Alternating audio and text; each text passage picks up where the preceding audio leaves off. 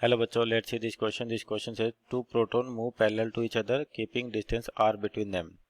Both moving with the same velocity v. Then the ratio of electric and magnetic force of interaction between them is. तो देखिए आपके पास यहाँ पर क्या है कि दो चार्ज यानी प्रोटोन है जो क्या कर रहे हैं किसी कांस्टेंट वेलोसिटी से मूव कर रहे हैं आपके पास। तो जब भी कोई चार्ज मूव करता है तो एक मैग्नेटिक फील्ड जनरेट होगा। अगर उस मैग्नेटिक फील्ड में कोई आपका दूसरा चार्ज है तो उस पर मैग्नेटिक फोर्स लगेगा, और दूसरा अगर चार्ज है इसे तो इलेक्ट्रोस्टैटिक फोर्स तो लगना ही आपके पास। तो यहाँ पर जो की कॉन्सेप्ट होगा बेसिकली की कॉन्सेप्ट, एक तो क्या है आपके पास की concept, magnetic field due to moving charge. Magnetic field due to moving charge यानी कि आपके पास अगर चार्ज मूव कर रहा है तो मैग्नेटिक फील्ड जनरेट होगा, तो उसका मैग्नीट्यूड चाहिए। तो magnetic field due to moving charge, due to moving charge. और दूसरा क्या होगा आपके पास यहाँ पर, force on a charge in magnetic field, force on a charge in magnetic field, in magnetic field.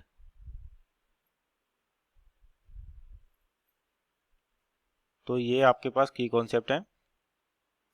तो पहला तो हो गया आपके पास कौन सा, मैग्नेटिक फील्ड, और दूसरा है मैग्नेटिक फोर्स की कॉन्सेप्ट। तो देखिए आपके पास इस तरह से दो चार्ज मान लेते हैं ये और ये, दोनों के बीच में सेपरेशन कितना आर, और दोनों का मैग्नीट्यूड क्या सेम है, दो प्रोटोन है तो चार्ज भी सेम होगा, दोनों के बीच में डिस्टेंस कितना है, आर है आपके पास। तो इन पे इलेक्ट्रोस्टैटिक फोर्स जो लगेगा किसी भी एक चार्ज पे निकाले तो क्या होता है, k q one q two by r square. तो के क्यू वन और क्यू टू बराबर थे q square upon r square, जहाँ पर के क्या 1/4 पाई एप्सिलॉन नॉट। तो आपके पास जो इलेक्ट्रोस्टैटिक फोर्स होगा वो तो हो जाएगा 1/4 pi epsilon q square upon r square. मान लेते क्वेश्चन नंबर 1 है आपके पास ये। अब दोनों के बीच में मैग्नेटिक फोर्स निकाले, ये भी आपके पास वी वेलोसिटी से जा रहा है और ये भी क्या रहा है, वी वेलोसिटी से इस तरह से मूव कर रहा है। तो जब भी कोई चार्ज मूव करता है तो मैग्नेटिक फील्ड मानते हैं, इसकी वजह से यहाँ पर मैग्नेटिक फील्ड निकाले अपन। तो पहले तो मैग्नेटिक फोर्स का फॉर्मूला लिखिए, ये होता है q v cross B, q v cross B. ये आपके मैग्नेटिक फील्ड इस तरीके से, और मैग्नीट्यूड वाइज देखें तो आपका जो मैग्नेटिक फोर्स होगा होगा q v B sine theta, q v B sine theta. तो यहाँ पे देखिए इसकी वजह से जो मैग्नेटिक फील्ड जनरेट होगा वी, जैसे लिखा वी क्रॉस बी, तो आपके पास वी इधर आ, और इसकी वजह से आपके पास क्या होगा, यहाँ पर मैग्नेटिक फील्ड जनरेट होगा, या इसकी वजह से यहाँ पर मैग्नेटिक फील्ड जनरेट होगा। तो किसी भी एक चार्ज में मान लो मैग्नेटिक फोर्स निकाले अपन, तो जैसे वेलोसिटी यहाँ पर है तो इसका मतलब चार्ज इधर दौड़ रहा है। तो आपके पास बायोट सर्किट लॉस इसकी डायरेक्शन देखे अपन, तो जिधर डायरेक्शन ऑफ करंट है उधर राइट हैंड का थंब करे तो आपके पास, और जहाँ पर मैग्नेटिक फील्ड निकालना है तो उधर फिंगर्स को ओपन करे तो पाम आपकी क्या देगी, मैग्नेटिक फील्ड का डायरेक्शन देगी। तो यहाँ पर डायरेक्शन के लिए ध्यान रखें कि जो डायरेक्शन होगी बेसिकली वो किससे होगी, राइट हैंड पाम रूल से। राइट हैंड पाम रूल से अपन डायरेक्शन बता सकते हैं, राइट हैंड पाम रूल। तो इसके अकॉर्डिंग क्या होगा, डायरेक्शन ऑफ थंब आपके राइट हैंड की डायरेक्शन ऑफ चार्ज या डायरेक्शन ऑफ करंट, और फिंगर्स को ओपन करें दूसरी साइड तो आपके पास फील्ड इधर को आपको अंदर की ओर आता हुआ दिखेगा।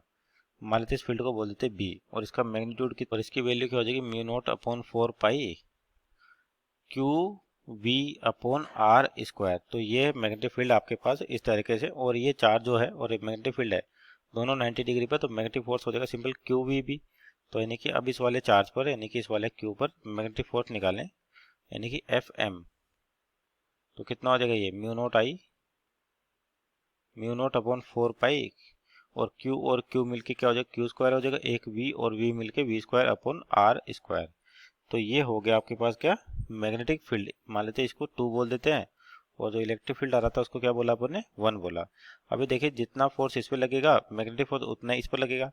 हालांकि इलेक्ट्रोस्टैटिक तो आपका एक्शन रिएक्शन पेयर होता है, तो जितना फोर्स इस पे लगे उतना फोर्स इस पे लगेगा, लेकिन जो मैग्नेटिक फील्ड है आपके पास वो एक्शन रिएक्शन पेयर नहीं बना रही, पर सिमेट्री के कारण दोनों पे जो फोर्स लग रहा है वो सिमिलर लग रहा है।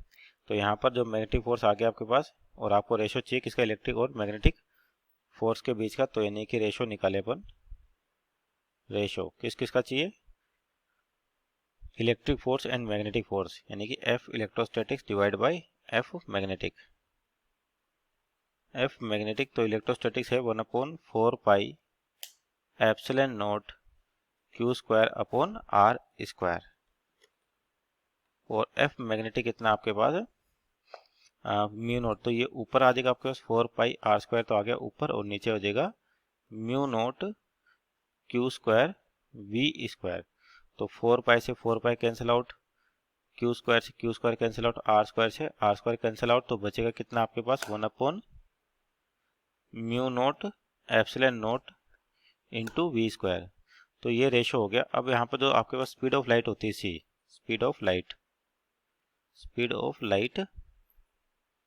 ये जो होती है क्या होती है, C equal to under root mu naught epsilon naught. तो यानी कि यहाँ पर रेशो निकालें एफ इलेक्ट्रोस्टैटिक्स और एफ मैग्नेटिक।